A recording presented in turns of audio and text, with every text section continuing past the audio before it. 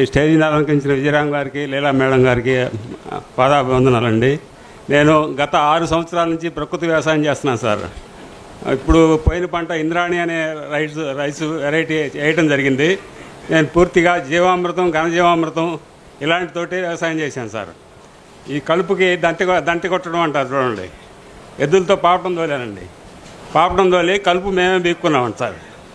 ఇది పొద్దున్నే early morning వరి చేనుకి వెళ్తే వరిలో ఏం జరుగుతుంది మనకు తెలుస్తుంది సార్. ఎర్లీ మార్నింగ్ వెళ్ళినప్పుడు ఏమవుతుందంటే అది సాలిపురుగులు ఉంటాయి చూడండి, అలాగా మొత్తం వల్లాగా ఉంటుందండి భూమి అంతా, పైరంతా. అదే కెమికల్ కొడితే అది ఆ సాలిపురుగు మొత్తం చచ్చిపోతుంది సార్. అదండి, ఆ సాలిపురుగుల వల్ల చాలా ఉపయోగాలు ఉన్నాయండి. మనకు కీడు చేసే పురుగులు ఎలాంటివన్నీ మొత్తం తినేస్తుందండి. మిత్ర పురుగు ఎంత ఎక్కువగా ఉంటే అంత పైరు అంత ఇదిగా పెరుగుతుందండి. క్రితం సంవత్సరం నేను నాన్ బీటీ పత్తి వేసానండి. ఈ పత్తి విత్తనంలో స్పెషాలిటీ ఏంటంటే 6 వరదలు పడిందండి, కానీ మొక్క కూడా చచ్చిపోలేదండి. అది నీళ్ళల్లోనే ఉందండి. 5 నెలలు నీళ్ళల్లోనే ఉంది.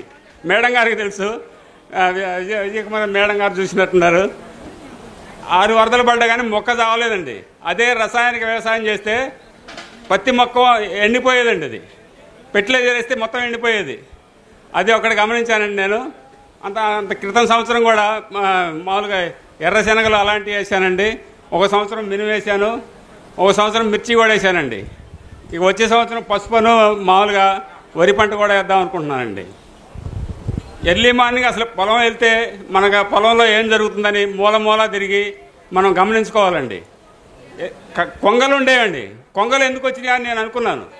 కొంగల కింద దుబ్బులు ఎట్లా తీసి దుబ్బు పురుగు నేరుకొని తినేయండి.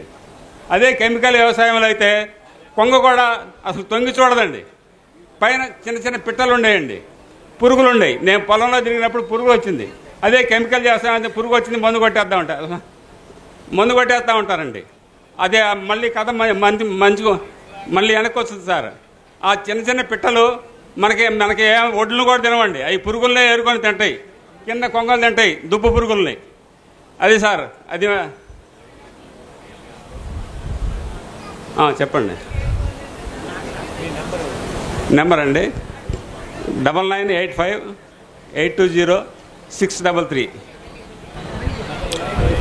9985 9985 820 820 633 అండి 633. ఈ పమిడి పత్తి గురించి ఇప్పుడు కొద్దిగా కొత్త విషయం ఒకటి నేర్చుకున్నానండి ఇక్కడికి వచ్చినందుకు. ఆ పమిడి పత్తి దీపారానికి పనికొస్తుంది సార్. అది 20 అడుగుల దాకా పెరుగుతుందండి. మన వెంకటరెడ్డి గారు చెప్పారు దాని ఆకు పశువులకి కూడా ఉపయోగపడుతుందండి. మామూలుగా నీళ్ళలాగా మూత్రం పేడ వచ్చినప్పుడు అది కనుక తినేటైతే కట్టుకుంటుందంటండి. ఈ కొత్త విషయం ఒకటి నేర్చుకున్నానండి ఇక్కడికి వచ్చిన తర్వాత. ధన్యవాదాలు సార్. కాటరగడ్డ పొన్నారావు అండి. ముందుగా సార్ గురువు గారికి నమస్కారాలు, అట్లాగే లీలా మేడం గారికి కూడా నమస్కారాలు. మాది బాపట్ల జిల్లా మాది బాపట్ల జిల్లా నగరం మండలం కారంకివారిపాలెం గ్రామం అండి. నేను మొదటి చిన్నప్పటి నుంచి మా నాన్నగారు టీచర్ అయినా మాది వ్యవసాయ కుటుంబం అండి. మా నాన్నగారు వ్యవసాయం చేస్తూ ఉంటారు. అందుకని నేను వ్యవసాయంలో చిన్నప్పటి నుంచి చేస్తున్నానండి. నాకు ప్రకృతి వ్యవసాయం చేయాలని చాలా కోరికగా ఉండేదండి. మా అబ్బాయి మా కోడలు ఒప్పుకోలేదండి. వాళ్ళిద్దరు సాఫ్ట్వేర్ ఇంజనీర్లు అండి. అయినా సరే పట్టు వదలకుండా నేను వ్యవసాయం చేయాలని చెప్పి నేను ఆవును కూడా కొనివ్వలేదండి. మా అబ్బాయి కొనేగల శక్తి ఉండా కూడా ఆవును కొనివ్వలేదండి. పక్క ఊరికి వెళ్ళి పేడ ఆవు మూత్రం తెచ్చి మేము వ్యవసాయం చేశానండి. మైసూరు మల్లిక, చింతలూరు సన్నాలో వేసామండి. ఎకరానికి 20 బస్తాలు అవుతాయండి. 3 ఎకరాలు చేసామండి. అట్లా ఇప్పుడు మినుము వేసామండి. మినుము ఇప్పుడు 40 రోజులు పంట బాగానే ఉందండి. కానీ కొద్దిగా జీవామృతం చల్లాము, యాప కషాయం, యాప కిందలు ఏరుకొచ్చి యాప కషాయం చల్లాము, నీమాస్త్రం కూడా చల్లామండి. ఇప్పుడు సన్నటి పురుగు వచ్చింది. నాకు వ్యవసాయం పెద్దగా తెలియదు. విజయరామ్ సార్ గారి యూట్యూబ్లో చూసి ఆయన్ని ఫాలో అవుతూ ఆయన చూడకుండా నేను నిద్రపోనండి. ప్రతిరోజు ఆయన ఫాలో అవుతానండి, పాలే గారి. అంతేగాని నాకు ఎవరో వచ్చి చెప్పి చేసింది కదండి. ఇది విషరసాయనాలు లేని ఆహారం, మంచి అమృతం లాంటి ఆహారం తీసుకోవాలనేది నా పట్టుదలండి. మా పిల్లలకి ఇస్తూ నా మనవాళ్ళకి మనవరాలకు పెట్టాలని నా ఉద్దేశం అండి. మా పక్క ఊరికి వెళ్ళి మేము ఈ పేడ ఆవు మూత్రం తీసుకొస్తుంటే మా అబ్బాయి అప్పుడు చూసి మా పరువు తీయబాకుండా నేను ఆవును కొని పెడతాను, నువ్వు వదిలేటట్టుగా లేవు, ఈ వయసులో వ్యవసాయం చేయడానికి బయలుదేరావు నువ్వు అని చెప్పి మా బాబు అన్నారండి. అలా నేను పట్టు వదలకుండా చేసి ఎప్పుడు ప్రతిరోజు ఉదయం సాయంత్రం పొలం వెళ్ళకుండా నిద్రపోనండి.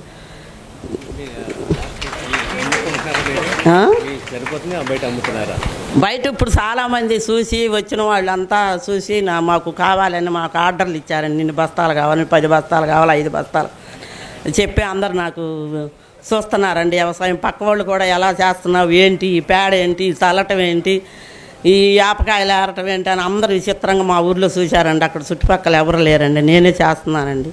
9676189707.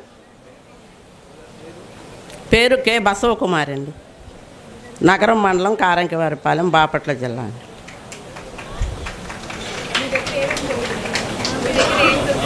మా దగ్గర బియ్యం అదే మైసూరు మల్లిక, చింతలూరు సన్నాలు, ఇప్పుడు మినుమేసామండి 3 ఎకరాల్లో, ప్రకృతిగా చేస్తున్నామండి.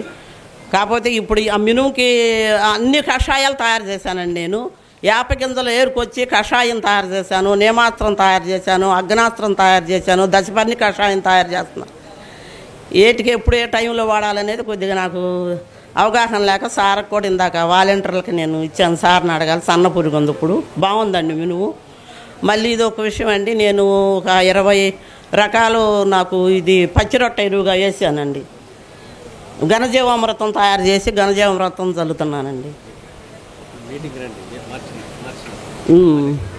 రావాలని అంటున్నానండి. నువ్వు 10 రోజులు అక్కడ ఉంటే వ్యవసాయం ఎవరు చేస్తారమ్మా అని మా అబ్బాయి అంటాడు. మా అబ్బాయి హైదరాబాద్లోనే ఉంటాడండి. 10 రోజులు నువ్వు అక్కడ ఉంటే నీ పొలమే అయిపోయింది, వ్యవసాయం అయిపోయింది, 10 రోజులు ఉండాలి కదా అంటున్నారండి. కానీ నేను తప్పనిసరిగా వెళ్ళాలిరా అంటున్నాను. ఎవరికొరకు అప్పచెప్పి ముందు వెళ్ళేటప్పుడు ముందు కొట్టేసేసి మళ్ళీ తర్వాత ఏదైనా కొట్టాలంటే ముందు అబ్బాయికి కొట్టే అబ్బాయికి అప్పచెప్పి నేను కానీ సార్ మీటింగ్కి వెళ్ళాలి, పాలేకర్ గారిని నేను చూడాలి, నేను వినాలి అని చెప్పి చాలా పట్టుదలగా ఉన్నాను సార్. ఇచ్చాను సార్. థ్యాంక్ యూ అమ్మా, నమస్కారం. మరిన్ని అప్డేట్స్ కోసం బ్యాక్ టు రూట్స్ యూట్యూబ్ ఛానల్ని సబ్స్క్రైబ్ చేసుకోండి.